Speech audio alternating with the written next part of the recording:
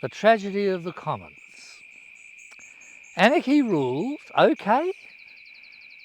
That's the question for today. And anarchy is lawlessness, where each does as they will, because government is absent, vacuous, or swill. Now I have to say it here up front, because my meaning is quite plain. I don't dispute that anarchy rules in this domain. Anarchy is what we have. That proposition's true. It's the okay where the issue lies. That's what we all must rue. Once upon a time, there was a friendly little frog.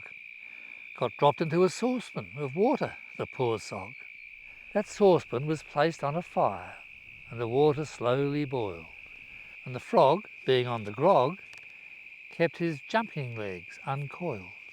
He could have jumped, he should have jumped, to the safety of fresh air, as the world around him slowly boiled. But yet the sod stayed there. Eventually, the frog was cooked. Not just legless as in France, but cooked, kaput, KO'd and creamed, and not just in his pants. The moral of this story is plain for all to see. Or is it? Because we're now that frog, and our world's that saucepan sea. We haven't jumped, and we won't jump, though we talk of it a lot. But talk's hot air, and that's the rub, for it's anarchy we've got. We're lighting our own bloody fire, and sitting on our hands. If there's a God, and I doubt it, mates, is this all in her plans? No, mates, she's far, far, far, far, far away, in heaven on her throne. We've made this world a pressure cooker, all upon our own. There was a commons in a village a long, long time ago. The village was called Anarchy. I tell you, so you know. And every git in Anarchy raised sheep or cattle there. And everything was sweet for years.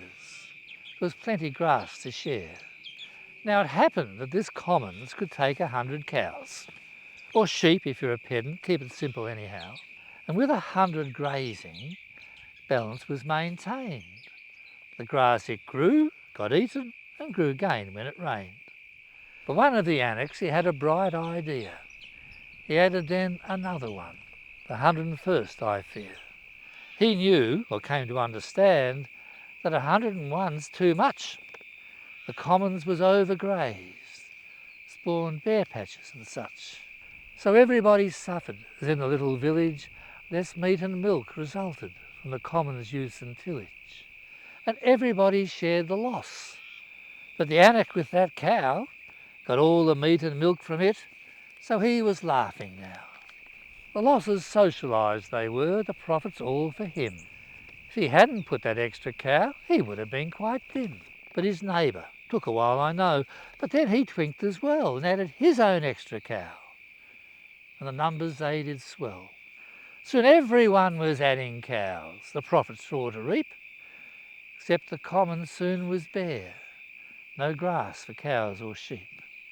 And Anarchy, the village where the anarchs they did live, destroyed itself, because without rules the commons cannot give. Now all the world is anarchy. The commons is the air, the water and the soil.